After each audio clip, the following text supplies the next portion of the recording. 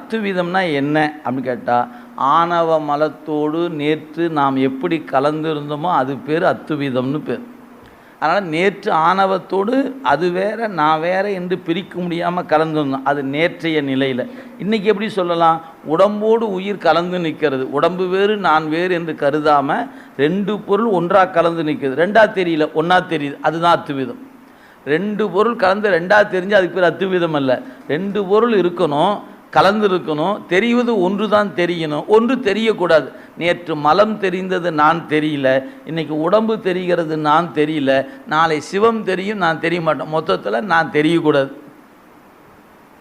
எங்கே நின்னாலும் அதுதான் இலக்கணமே நமக்கு. ஆனால் நமக்கு என்னது, இப்போ இடைப்பட்டு ஏற்பட்ட மயக்கம் காரணமாக நான் தெரியிறேனே, எனக்கு பார்த்தில்ல யார் செஞ்சாங்க தெரியுமா? நான் செஞ்சது. அந்த வேலையில் யார் பார்த்தா நம்ம தெரியணும்.